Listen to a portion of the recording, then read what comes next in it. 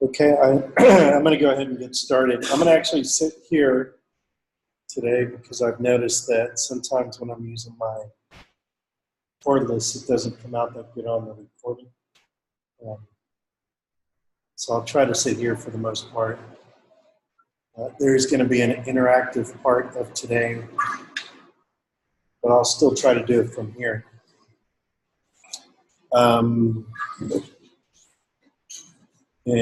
Okay, yeah, so the quote for today is from a guy we heard from before. He was a Nobel laureate in economics, Herbert Simon, and it relates to, he was famous for the rationality theory, which did not include emotion in it, but a quote from him was a recognition that even he thought that any theory on rationality would have to have some role ultimately in emotion, even if at the time he didn't know how to capture that role in his own theories.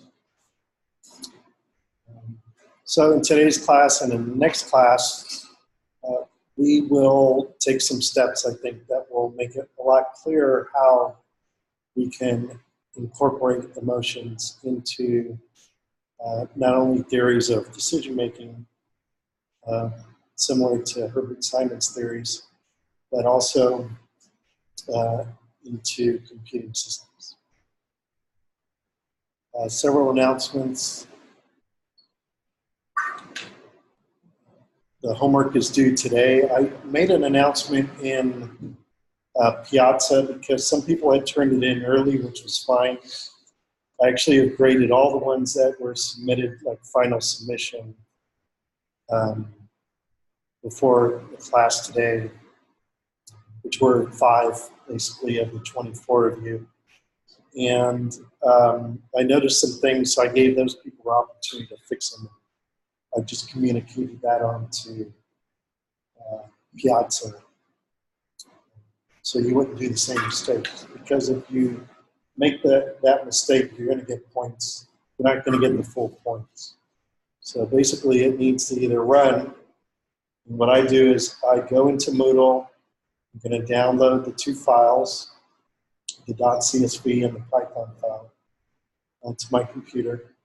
And then I'm going to go into my Colab, and I'm going to upload the Python file. That's all I'm going to do. I'm going to hit run all. If you have a link to your CSV somewhere online, then it should all work.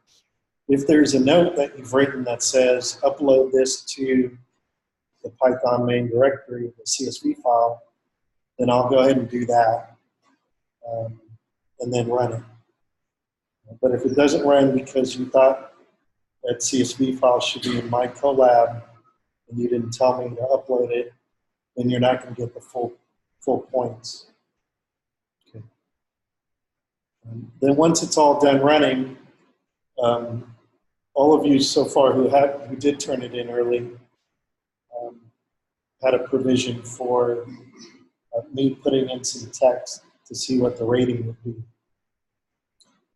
So I'm going to do that based on whatever instructions you had. Some of you that had turned it in already put in an input line where it was just a prompt that I could just paste in there my review and hit enter and then see a rating come back between 1 and 5.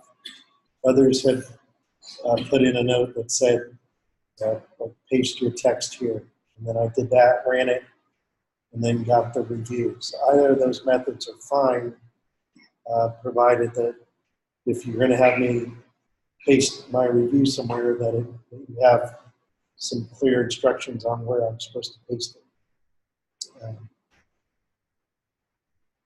I have 4 reviews, 2 of which I made up, 2 of which I got online, that I'm using to sort of double check what you did. And so far, none of the 5 that submitted got those reviews right. But you don't need to get 100 on the grade. If anybody does get them right, I'll be looking at that more carefully. It's just an extra. Don't wait till last minute to upload the files. We're we're on homework number 7, so I'm not going to be very happy about getting someone's email that says, I tried to load this last minute, but I had a problem with Moodle. So anticipate you'll have a problem with Moodle and don't upload it last minute, and then you'll have time to resolve the problem.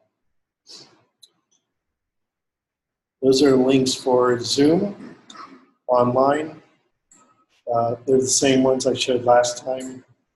I'm still expecting to do the class on the 22nd online, so you'll be marked on your attendance there based on whether or not you show up online. There won't be anybody here in the class on that day. If that changes, I'll let you know, but that's pretty certain right now. And then the final exam was assigned. Our class got assigned May 13th, which I think is the Monday, maybe even the first day of finals, I'm not sure. In the morning from 7:30 to 9:30 in S203. I haven't decided if there's going to be for sure portion that you'll be able to work on at home, or if we'll just do it all there during the finals.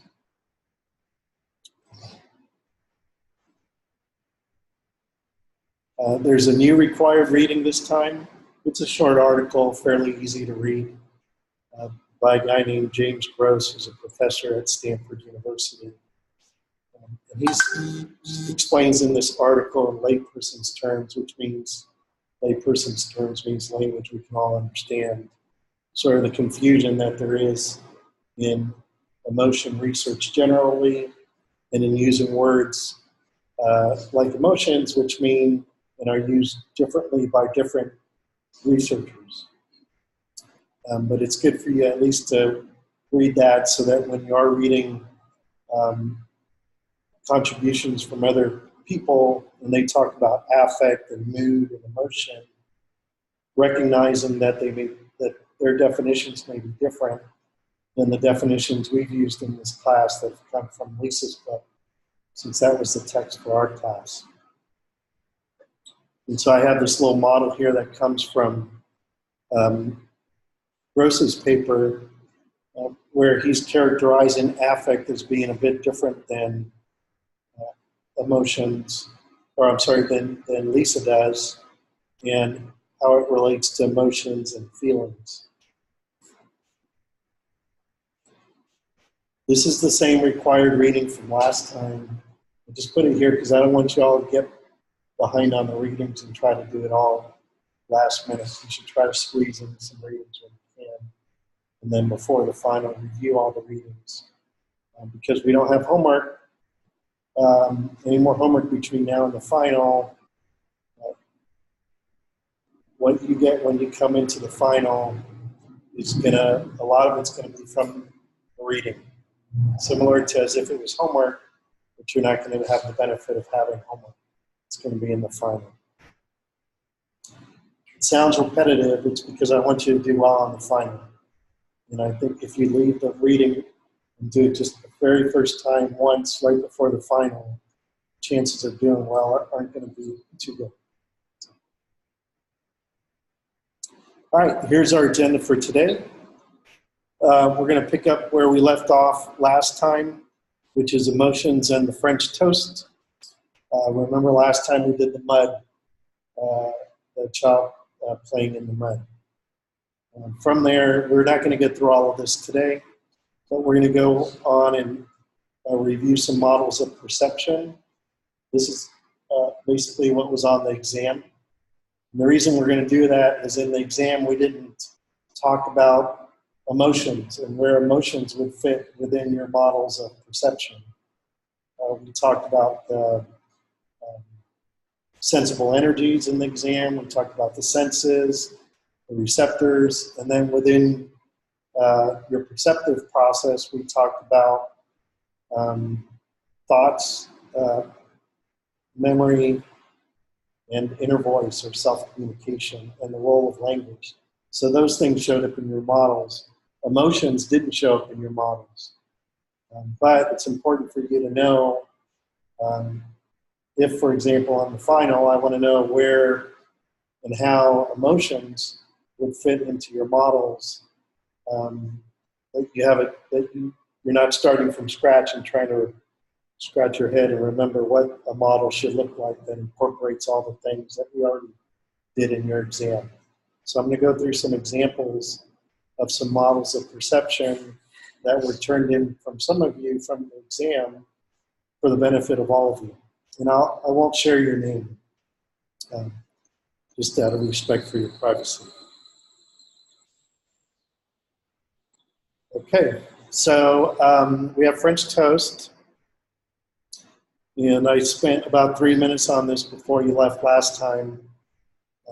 In this scenario, which is a real scenario, I had a friend visiting from Germany. And this is, again, important because in the next slide, I'm going to be asking for your inputs. So I'm going to be filling in the blanks based on what all of you said. And I'm expecting you to participate. And if not, I've got those little things with your names on it that I pull out. So basically what we're going to do here is when I did the child in the mud, afterwards I listed out what all the emotions were, that emotional concept words that were involved. And then I listed out some lessons learned. Here, I'm going to give you this example, and then I'm going to ask you to list those things out so we can fill in those blanks. So a friend visiting from Germany said they wanted to try my French toast with some leftover pan. I woke up in the morning, had just woke up having a nightmare about something, person that did some horrible things to me in my past. But I realized it was 6 a.m. Instead of going back to sleep, I thought, let me work on the class slides for last Monday. This happened on Sunday. But before I could put that into action, my wife woke up, wanted to chat with me. So we ended up visiting and talking for about an hour. At which time I went downstairs to begin making my coffee so I could go work. But between 6 and 7, my guest had woken up, so when I went down, the first thing I saw was my guest. Her name is Jackie, and I asked Jackie if she'd like to, would still like to have my French toast, and she said she'd very much like that. She joined me in the kitchen, and as you may recall, proceeded to tell me how I should make my French toast. So in the end, I made her French toast, and my wife and I decided that we would have something different for ourselves, which I made, which was the harina de maíz, which I enjoy having. At some point while they were eating, they thanked me for my French toast and commented how good they were. I didn't feel it was appropriate to take the credit for how good it was since it wasn't really my recipe. And so I told them that I'm glad they enjoyed it, but it was really her recipe. So if you want to put some timestamps on this, there's pre-6 a.m. when I was sleeping, I was having some nightmare. Between 6 a.m. and 7 a.m., where I had an expectation that I was going to do something and didn't end up doing that. And then at 7 a.m., some interval time where I again had an expectation that I was going to be working on getting some coffee and starting working on the class. And that didn't happen. And then I had an expectation that I was going to be making my French toast. And that didn't happen. And so by the time I actually am done with the breakfast and getting ready to go start working on class slides on Sunday morning, it was around 8:30 or so. And I can tell you I wasn't as pumped, as excited to start doing that as I was when it was 6 a.m. and I decided that's what I was going to do. So there's a lot of emotional concepts, and I want to try to write down as many of them as we can. In fact, you might recall from the mud incident, which was only like 2-3 lines in the scenario, it ended up being close to 20 emotional words that were related. So I think that we can maybe get close to 20 emotional words here, and if we can, that'd be great. And when we come to blanks and you can't think of anything, I can go back to the 2 slides that put the premise in case you're just not remembering everything that happened. So actually, let's see, 4, 7, 8, 9, 10, 11, 12, 13, 14, 15. We have 17 people in class today, 18 including myself. I think that we can actually come up with 17 emotions. So I think that everybody should just come up with one. So when we do things like this, you'll recognize that the sooner you volunteer your one, the better the chance that it's not going to be up here, because right now there's none up here.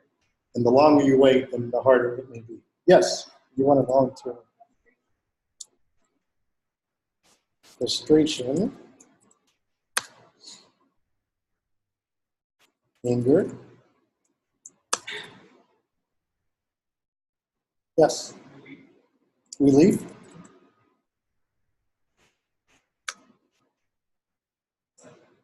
Excitement.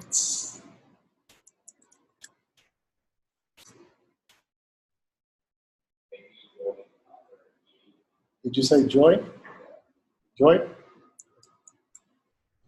If I can't relate it to something that happened, I'll let you know.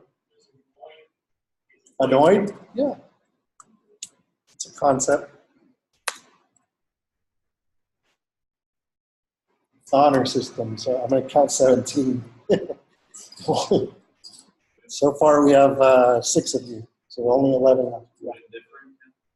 What? Well, yeah.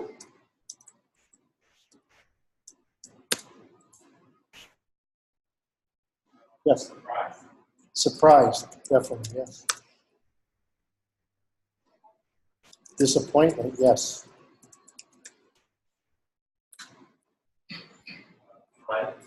Fright? Like scared? Definitely.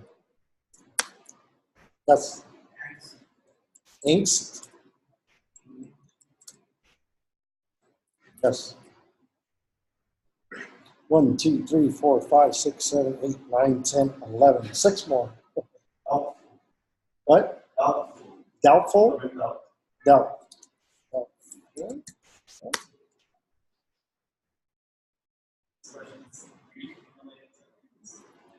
Grief? I think they're related. They're different concepts. Tense?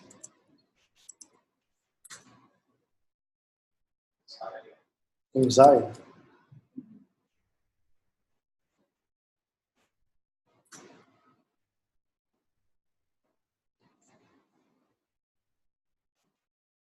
You have 3 more of you.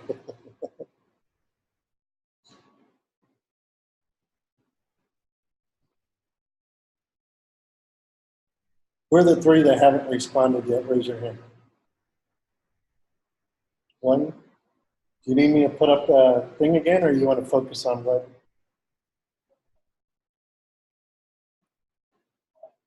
You want me to put up that story again?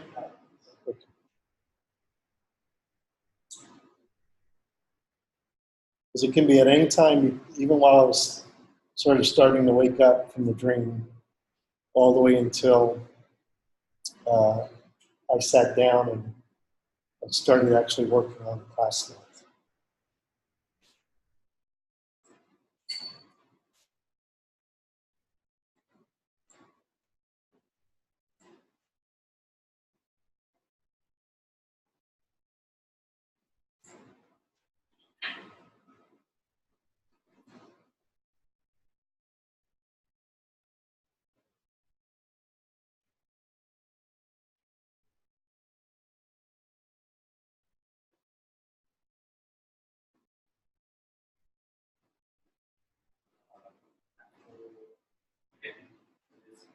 Say it again? Baffled. Right. No, were you one that said one already or no? Okay. Huh? Do you want to give that to somebody who's stuck? Or? Okay, that's an option. We're not going to put it up here yet. Okay. Who hasn't said one so we can get the last three in? Yeah. Happy, yeah. It's very definitely happy to be done with the French toast and get to work.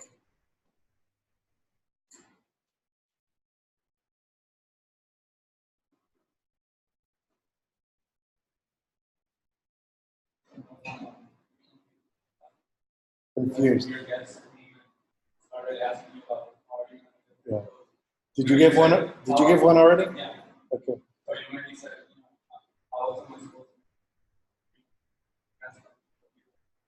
Yeah.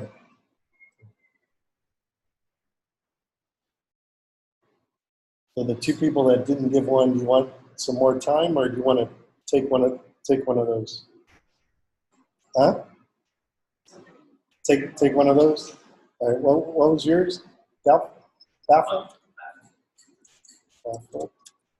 And then who was the other person that didn't give one?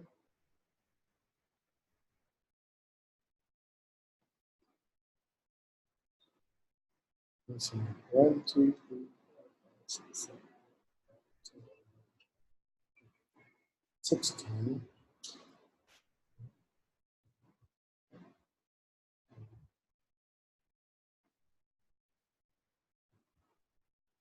All right, we'll just give that one to other. What was the one you said?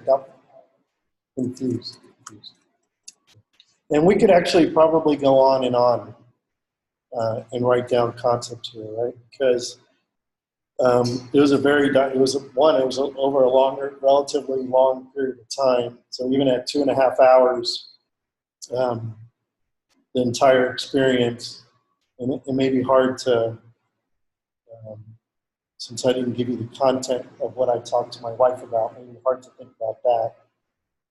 But as much as I love my wife, talking to her for an hour wasn't really what my expectation was for that time in the morning. I sort of I love doing this class, and I'm most productive really early in the morning before things start happening. So that was time I really wanted to be in front of my computer. Okay.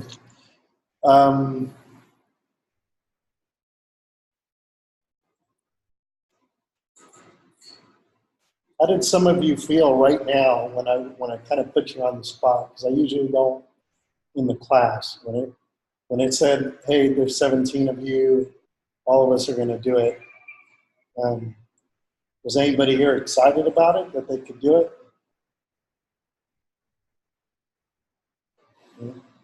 You don't have to answer. Or some of you maybe were a little annoyed or like, I don't really want to do it. Some of you were maybe relieved once you did it really early, right? Because it was basically a blank slate.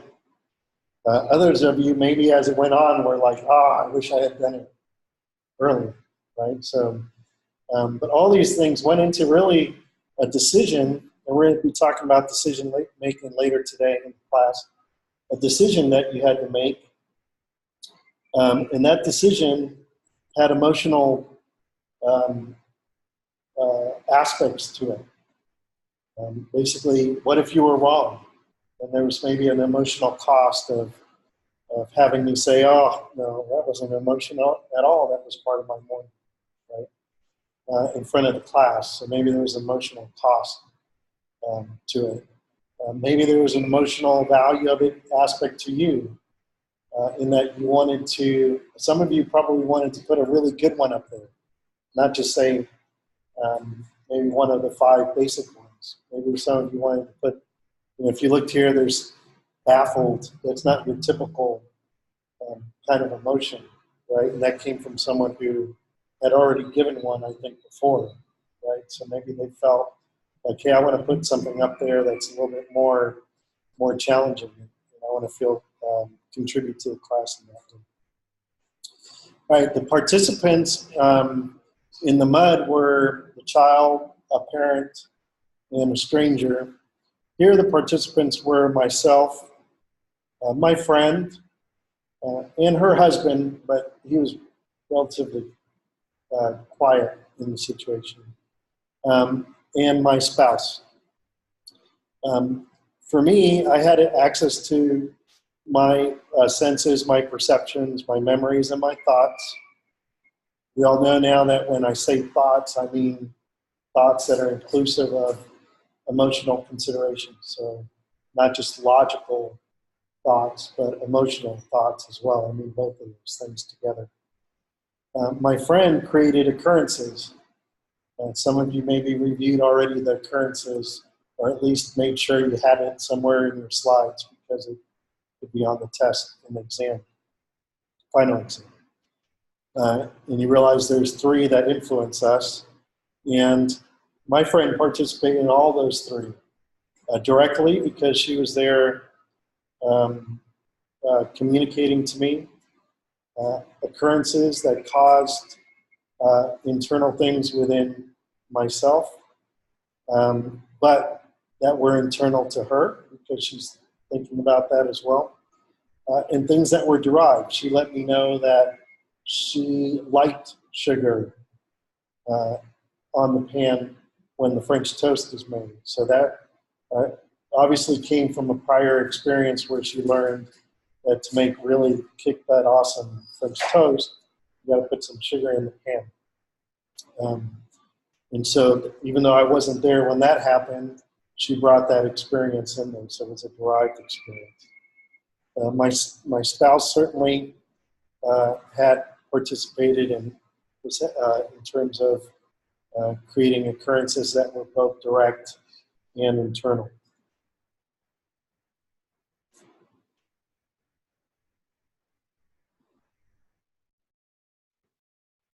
And so we talked about all these things, emotional concepts that were part of it, the people that were involved and that they were creating these occurrences. I'm not a 4-year-old child, but I'm still learning things. Right? And I learned things in that time frame that morning. Especially ironically, since I was going to be creating class slides on emotions, the timing was phenomenal. Actually, afterwards, after I got out of the experience, and I thought, what am I going to actually do? I was like, whoa, this is phenomenal. Like I just have all these fresh emotions that I just went through. And so now I can actually put some context into what I'm going to be creating. And that's where I had the idea of putting French toast in here in the first place. If I hadn't had that amazing experience, albeit challenging at the time, I wouldn't have, you wouldn't have had these slides. We wouldn't be talking about this. We'd be talking about maybe nothing at all. Maybe I would have gone straight from the mud into something else. So what are some of the experiences and lessons that, if you put yourself in my situation, that you think I got out of it?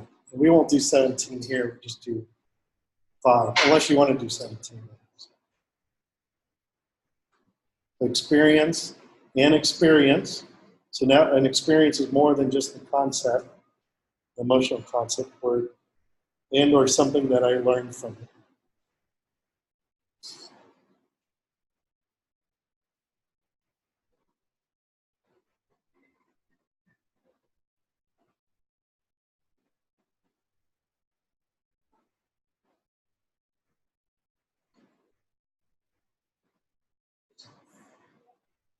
Patience. Yeah. I learned for sure that I will have some patience. I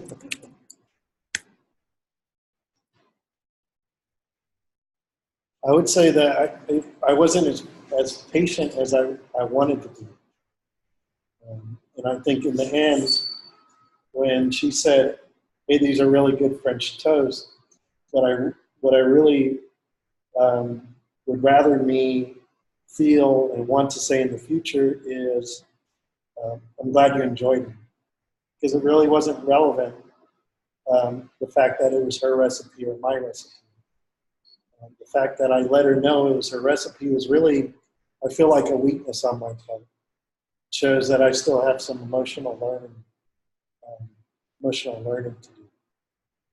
Now, if this had happened 2 years ago, my emotional reaction would have been more extreme, actually. So I can at least feel that I've learned, that I continue to learn over time. It's another experience or lesson from this.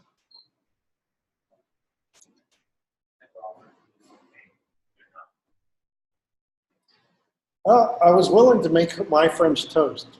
That only. Just say, well, let me offer the French toast, and hopefully they'll say yes. I was willing to do. Oh no. Okay. So good point. So I was willing to do it. So I was willing to do it. I was hoping they said, we don't really want French toast today. But I was willing to do my French toast. If they had said, we want French toast, but I want you to do it the way I make my French toast. I actually don't know what would have happened. It would have been far. I think it would have been better actually, because I would have at least known before I went into the kitchen and got the pan out and the butter and stuff, and that I was going to be doing a different thing. Because I was actually already into the process of mentally of making my French toast before I realized we weren't going to be doing it. But I do agree that at some point, I wouldn't say willing, because I was still willing to do it because I did it. But I wasn't enthusiastic about doing it. So if I wanted to avoid this process, I could have taken a different tact of saying, instead of being willing to do it, maybe I shouldn't have put myself in a position of being willing to do it, but say, look, what I really want to do is learn how to make the French toast your way. So if you're willing to teach me, maybe that would have been a different. Yeah.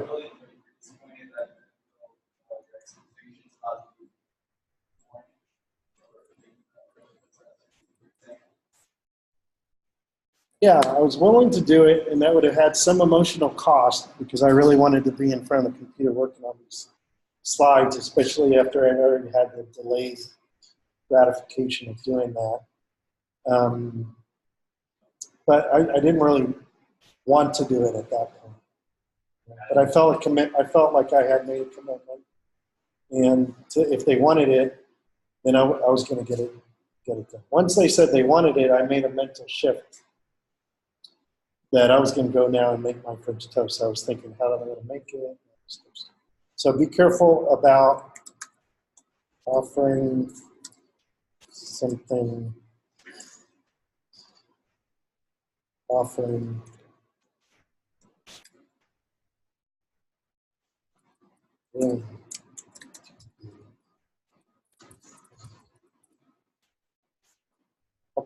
I'll put it that way, which I think captures both of the comments there, as I think is a pretty cool. Do you think you would have been more willing or less affected by attention? Because you said you did speak to your life for a while. Yeah. So do you think you would have been more willing to have done that than giving what you wanted to do? It would have been easier to actually. Yeah, that's actually, we're going to talk about that hopefully today. That's sort of incidental. It's called incidental emotion, where it's not really related to what you were actually going to do, but a consequence of an emotion that's carried over from something else.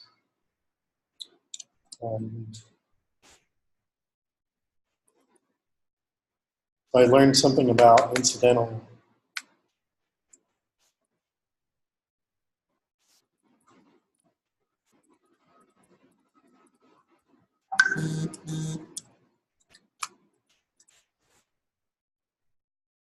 Oh, sorry. Yeah, there's one more.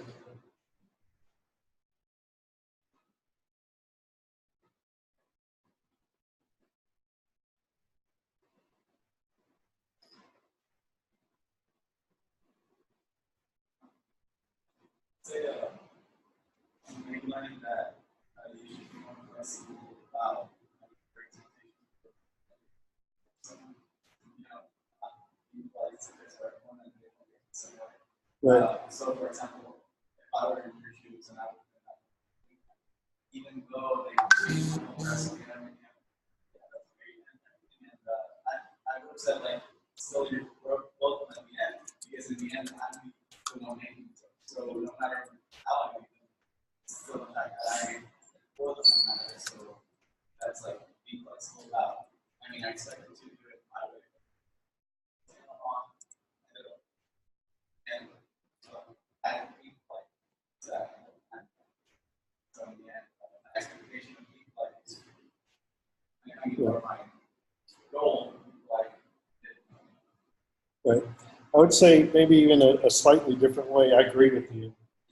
I would say that if I wasn't going to say, hey, you know what, I actually just, I apologize, but I've just got this class on my mind, and if you don't mind, like I'd like to hand this over to you, and just, you know, if I wasn't going to do that, if I was going to stay in the kitchen, then I might as well enjoy the experience, right? Which gets me to number 5, which I'll go ahead and do. I learned how to make amazingly awesome French toast. These are really, they look good. I will definitely make those toast again. They won't be mine, they'll be Jackie's. But when I get kids or grandkids, if I get grandkids, I'm definitely going to be making that recipe over my recipe. So, and I think we can skip outcomes. Well, we don't have to skip outcomes. So afterwards, I did talk to Jackie, and I told her I was emotionally uncomfortable going through the process, but that it was a great experience because I learned, because I really liked her French toast, even though I didn't eat them per se, and that I was going to use it, experience in the class. So I sort of closed the loop with her because I'm sure she sensed that I wasn't really thrilled there about making French toast, even though I was more guarded with it than what I'm being with here. Okay, so this idea of having emotions or having things happening and having some sort of innate reaction that's an emotional response that's absent thinking, which is sort of what Feldman poo-poos throughout her whole book, isn't really that big a surprise to you. Right? I mean, you can envision yourself in similar scenarios, in similar challenging scenarios where you're thinking. Like you have emotions, but you're not just, oh, I'm scared and running, or oh, I'm mad and fighting, right? You're thinking throughout the whole process. This was particularly interesting because it occurred over a relatively long period of time, where there were sort of transitions. And it started from me waking up wanting to do something and sort of repeatedly not being able to get to do what I wanted to do.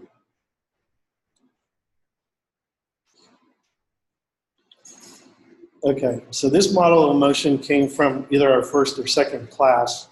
It looks like a fairly simplistic model. The idea is that emotions influence thoughts and behaviors. That's why you have arrows going there. Thoughts influence emotions and behavior. That's why you have arrows going that way.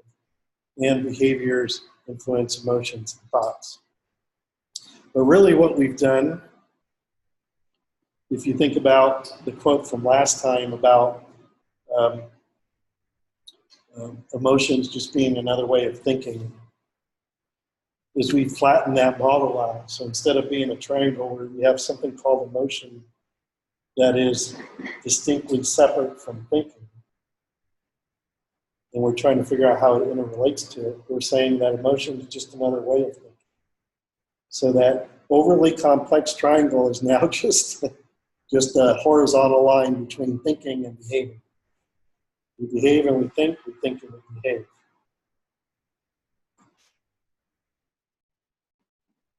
So this concept can be important as we start thinking about how we're going to incorporate emotions into our models, because to the extent our models already comprehended thinking, and emotions are just another way of thinking, right, then we kind of know where we want to put emotions in.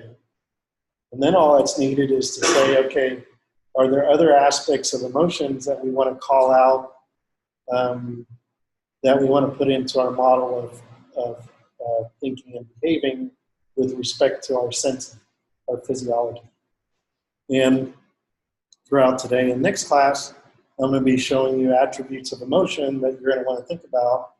How would I fit this into my model? Because the good part is, it's taken a few months now, but we actually have really good models about perspective that are much more developed than they were when we first did our exercises at the beginning of the class. And now it's just sort of putting in these last few missing pieces related to emotion that before now people have really struggled doing. And you'll see why they have struggled doing that. So what else do we need to know about emotions other than it's another way of thinking? We want to know that there are integral emotions and there are incidental emotions. Integral emotions are emotions that are integral. They're directly related to whatever it is we're thinking about or deciding about. And so my decision on whether or not to make the French toast her way or continue to make it was integral to the emotions that I was having at that time. Incidental emotions, and this comment was really timely because it foreshadowed this. Incidental emotions were the fact that I was already emotional. I had already experienced emotions that hadn't gone away because they were related to my wanting to get to work on the class. Right? But they were incidental to whether or not I was making French toast and the emotions I was going to have based on whether or not I did it her way or not, right? What I did about that. In both cases, whether they're integral or incidental, what we see now more clearly is that these emotions are just another way of thinking. And so because they are another way of thinking, they're going to influence what I do and what I communicate.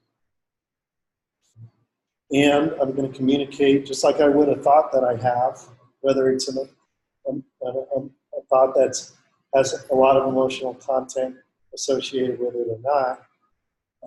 If my thought is 1 + 1 is 2, I'm going to communicate that in some way. I could do it verbally by saying 1 + 1 is 2, or I could do it non-verbally by writing it on the board, right?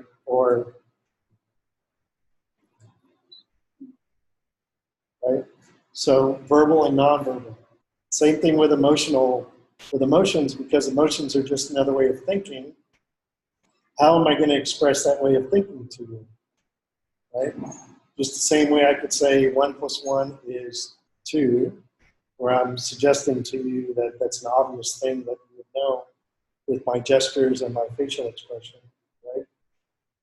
I can also communicate emotional content related to my emotional thinking, right? Which is still just another way of thinking, by smiling or not smiling, by moving my shoulders, whatever it is that I do.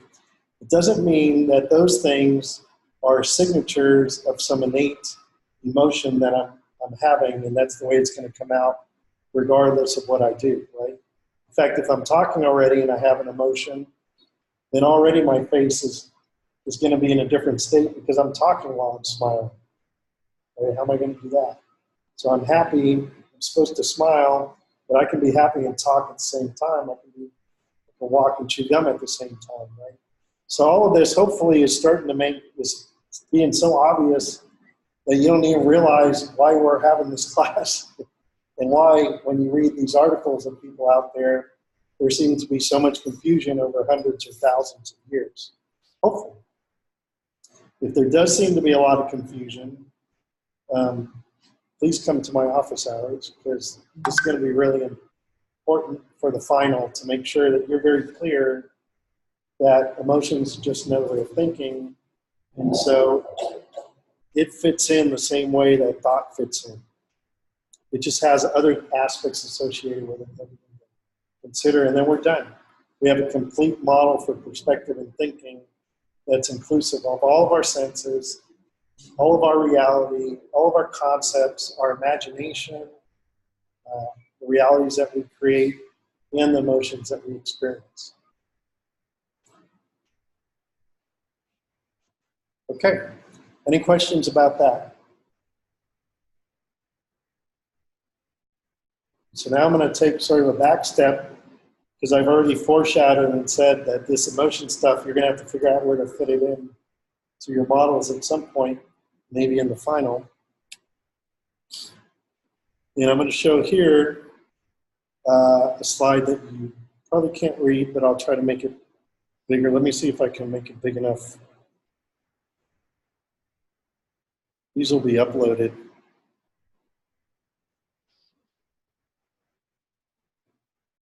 And this is a contribution from one of you, so you might recognize your work from the exam. And basically what I'm showing here, this is what the student is showing here, is that there's 5 sensible energies: electrical, electromagnetic, forces, biochemical, and thermal. Some of these sensible energies are more relevant to some of our senses than others. So you'll see that some of the sensible energies are shown to impact only some subset of senses. And then those senses within them have receptors that are sensitive to that. And that information is going to come down now to, in this case, they're showing a comparison between external senses and simulations. So that's what that box is, that gray box, rectangular box in the middle towards the right. And these simulations are coming from the left circle, which is the world simulation, our predictions we're always making, that our brain's always making because it's trapped inside our head. And it has to create some concept of what the real world looks like outside of it. That world simulation and the comparisons are interacting with all those red boxes down there, which are the memory and experiences. It's getting something from memory and experiences in order to construct the concepts. And as it's doing its comparison, thinking and talking to itself, or talking to ourselves, it's putting back some things into memory about things that we've learned as we've processed whatever it is that's going around and about us. And those are where memory is, self-communication, inner voice, and our thought process. Is this the only model? No, it's not the only model, but it's particularly good model. It kind of makes sense and it explains things. And then at the bottom, which I've covered up here, is an action, which is a movement or a language, which we just saw in the other slide. Is something that you're going to do, whether you're going to communicate something that, like this, that doesn't have any explicit emotional content, or even when it does. It's just when it does, you might use a different kind of language than you would use, right, to communicate. Or your actions may be a little bit different than a typical action for something that has low emotional content in thinking. There were 2 styles. This particular student used a different style, which was the one with the head. They're showing that this head has forces, thermal energy, electrical energy, biochemical interactions, and electromagnetic energy all around it. But it's not getting into the brain because the brain's sort of inside the skull. The way it gets into that is on the right through the senses and those receptors. And then it can get through with those yellow arrows into inside, where it can interact with the memory, thoughts, and self-communication, so that we can remember things and we can think about things and adjust them back. And when we're thinking about things, we use self-communication, we use an inner voice that we hear, only ourselves hear unless we mumble and speak. But then it technically is not an inner voice anymore. Then it's considered conscious or part of this verbal internal monologue. And so the inner voice or in language that we use, the inner voice helps us inside our brain as we think, process, recall memories, and put things back into memories. And it helps us when we want to communicate externally. So remember, neither the first example nor this example include emotions, emotional thinking, and aspects related to emotions. But hopefully you can start to see now how you might fit that in if you started from this model. This is another one. It also uses the head, showing the internal representations and the physiology down there at the bottom part of the body. Here they have sort of 3 columns. You're not going to be able to read it from there, but these slides will be on Moodle. The first one relates to memory and different forms of memory. So it's working memory, short-term memory, long-term memory.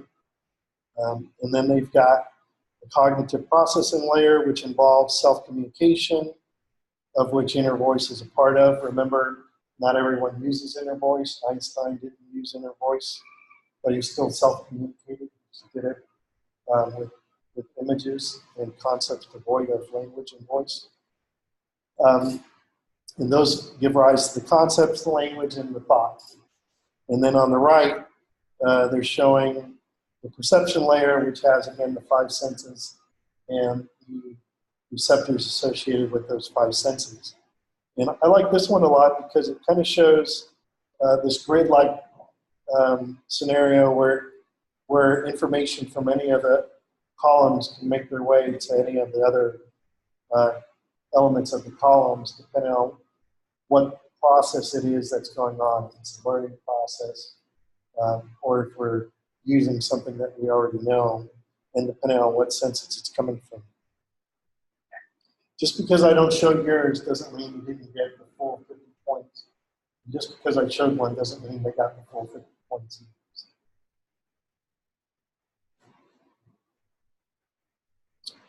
Here's another one that used the head. And again, the sensible interactions on the right. The avenues through those external senses and the receptors into the mind through those electrical signalings. They do show on the left the auditory sensors. It wasn't that they forgot it. Although at first I thought, wow, they forgot one. But it's there near the ear. And again, the memory, thoughts, and self-communication inside. And then some breakout here of language. Here they not only put the spoken language or written language, but also sign language, Braille. You could also have other forms of language here too. So. And this is the last one I'm going to show as example, but it's on 2 slides because it's kind of big and small.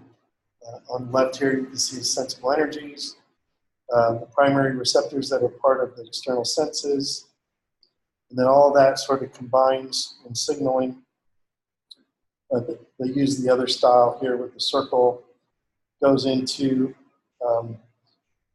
the individual's representation of what the reality is, which is going to involve thought processes, reasoning, categorization, and known and unknown features of their environment as they use concepts to create their own reality. So you can see here, I wanted to show you this because it's important that you realize there's no one right answer. There are wrong answers in the sense that we know certain things are sensible and we know that they're being considered by our thought processes. We know we're able to remember certain things. So certainly, if you think that some of this is going to happen without memory, then it's not something that's going to be a model that's going to be useful. But the models can look different. Right? So what I would encourage you to do, especially when you're studying for your final exam, is to go through some of these models, because it may be that you have a model that's perfectly fine, but that when you look at one of these models, maybe it makes a little more sense to you, or maybe it's easier for you to remember. And so you like that, and you can adapt that model for yourself. Okay?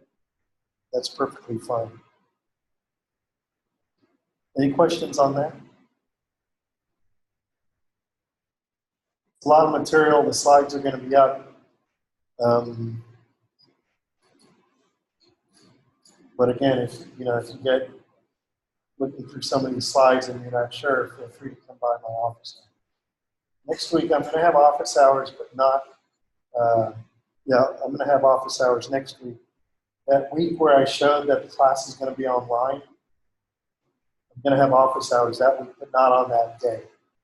So the day that I'm going to have the online class, I'm also not going to have office hours. But I could potentially be available on Piazza or something anytime really you need. See how we're doing on time. Oh, good. We have 15 minutes. All right. So next, we're going to be going through emotions again, but instead of doing it from a story perspective, right, with the mud and the French toast, now I'm going to be sharing information that other people have put forward and showing how that information is being modified over time to get us to the point that's consistent with what Feldman has been teaching and the idea of Marvin Minsky from way back, that emotions are just another way of thinking. So I'm going to go through our traditional views, and these are important aspects of emotion, and then talk about research that's ongoing really over the last 20 years and some of the results of that from decision research, and then emotions for artificial intelligence systems, which I'm sure we won't get to today. Traditional view. Here are some aspects of emotion from a traditional view. Traditional meaning 30, 40, 50, 60, 70, 80 years ago, maybe even more. So here's some attributes. So if you build a model for emotions, and you run your model, and that model is meant to show some aspect of emotion, then traditionally you would have expected that model to be consistent with these attributes, traditionally. One of those is that emotions are something that happen to you. That's something that Feldman, I think, is pretty convincingly dispelled in her book. You may experience emotions because of something that happened, but the emotions that you experience over time are something that you have an involvement in because it involves your thought. If you take the position that actually, no, I don't have any involvement in it, then you're sort of in this what's called a non-free will camp that says that you don't have any involvement in any of the thoughts or decisions that you make. So to the extent that you think that you are a human being with choice and you have free will to decide what you do and don't want to do, then you start thinking this traditional view is maybe not the most appropriate way to look at what's actually happening. Traditionally, we said that there's flavors, that there are negative emotions and there's positive emotions, and there's neutral emotions. But what you'll see is culturally that doesn't actually add up. There are certain cultures that look at pride as being a positive emotion. They want their kid to feel pride. There's other cultures that look at pride as a negative emotion. They look at it more as a egoista type of emotion, or a selfish or an egotistical kind of emotion. They look at pride as a negative type of emotion. So even this concept that emotion is inherently negative or inherently positive is something that doesn't really add up. Eliciting or intentional object aboutness. I'm going to go through some slides on aboutness.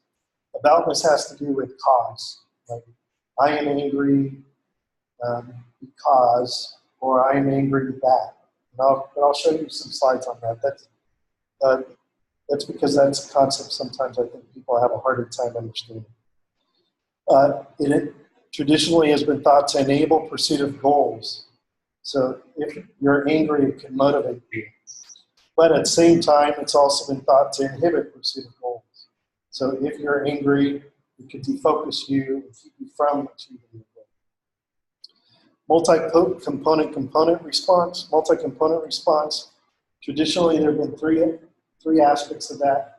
You'll see later as we think about more modern perspective, there's a fourth aspect that has to do with thought and cognition, but here it's absent that because traditionally we have thought about emotion as separate from thought, thinking. Now we know that emotion is just another way of thinking. Subjective means that it's going to be different for you than it is for me, what it feels like. Body aspects mean physiological, your heart rate, whether you're sweating, if you're nervous or fidgeting, including your brain, what's going on in your brain, what the neurons are doing while you're thinking. And then outward display of behavior, which traditionally people thought that was your emotions showing up on the outside of your body, and now we realize that no, it's not really bad. It's just that you have thoughts that have emotional content or are comprised of emotions, and you're communicating that externally in some way using your face or your words. No different than any other thought, like 1 + 1 that we might want to communicate. Okay, so aboutness. We have about 10 minutes left, so we have time to go through aboutness. Aboutness of emotions is a concept that dates back some time. One person in particular who's noted to have written about it is a guy named Robert Gordon. This is from a publication in 1974, so it at least goes back 35 years. And when you read publications from 1974, similar to what you read from 1951, they sound a little bit odd. Here, and I think this guy is a philosopher, actually. Let's see if it says.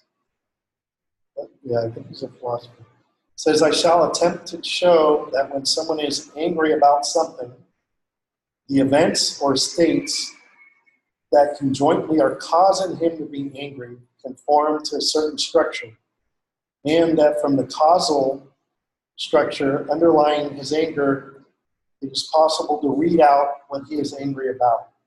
If you read the language here, it actually almost sounds like computing language. There's a state. There's an aspect, which is anger, and I can use that anger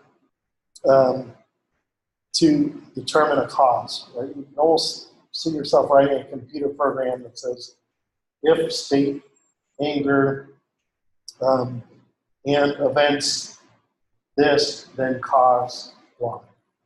Right? You kind of see that in the way he's just writing about it. And in fact, he even throws out a little bit of an equation. It says, my intention is to analyze being phi or phi, I forget how you pronounce it, about something where phi, you say phi or phi? I'm going to say both, because I think both are right. Where phi is replaced by any of the following expressions: angry, annoyed, ashamed, delighted, disappointed, and so forth. If the reader finds the analysis satisfactory for the expressions I've listed, then he is welcome to apply it to any other expression that seems fit. Okay. So he has mentally some equation that's got phi, where that is the emotional concept word, right? And this is what about is. So if you say, I am angry, then the part of the algorithm is about. So you can say, I am angry about, or I am happy about. What he's saying here is, in these words, that you could also be angry over something. Or you could also be angry for something, or proud, in this case, of something. And that, if you use the word that, you say, I am angry that, then presumably whatever comes after that is the answer to this algorithm. Presumably, it's at least a potentially an answer to the algorithm, which is supposed to tell you the why, right? What caused it. So if you say, I am angry that Joe showed up late, then presumably the cause of your anger is that Joe showed up late. That doesn't necessarily seem right? Especially after we talked about this morning about the French toast. and the comment about the incidental emotion of, was I really frustrated with the French toast, or was I just incidentally frustrated because I didn't feel like was in a good mental state to start on my class, and I didn't know when I was going to get there. And so was it just bad timing for her to teach me French toast? So maybe when I say I am angry that, what comes after that is not necessarily why I'm angry. So when we think about implementing answers to questions like this, we need to think about them in a more complex way maybe than what's being thought about here. We need to think about them in a probabilistic and uncertainty state where we may not actually know. It may be that I can still think about the French toast incident a week from now and come up with different reasons why I may have been, had experienced some of the emotions that I did. So that's what aboutness is. Now if we look at the science of emotion, we looked at it traditionally, those are the words that are here in black from the previous slide, about 6 slides ago. And what I did is, to make them more modern, understanding more modern, I used the line out, and you can see what I was lining out. And then in green, I put in really what I think how Lisa would adjust these slides if she was making the slides. Say, okay, well, that was the traditional view, but we kind of have to modify the traditional view this way. So I think she would say that emotions are something that you construct, that emotions aren't something that happen to you. I think she would say that affect is not really a flavor, but it's an ingredient of emotions, but she would still say that they're positive or negative or neutral. I think she would still say that you elicit or have intentionality about objects. Her intentionality is one of the words she uses in the book. I think she would still say that they enable the pursuit of goals, even though you're constructing them, and that they can inhibit the pursuit of goals depending upon the constructions that you use. From a multi-component response, the first two I think are largely the same. She would say they're subjective, they're unique to you. Right? They're not innate and the same for everybody. She would say that there are body aspects associated with it, but that they're not the cause. And she would say that that outward display of behavior is there, but it's not a signature or a fingerprint. And I think she would add, as we've added here now, that part of the response is cognition, because you're constructing something, you're simulating, so you're thinking. So the emotions that you experience actually have more than the physiology, they also have your thoughts in them.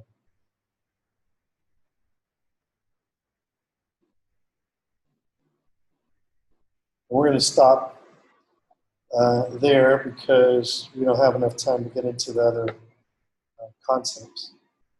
Next time we'll probably pick up here again. I can stick around for a few minutes if anybody has any issues or questions with the homework. Otherwise, thanks.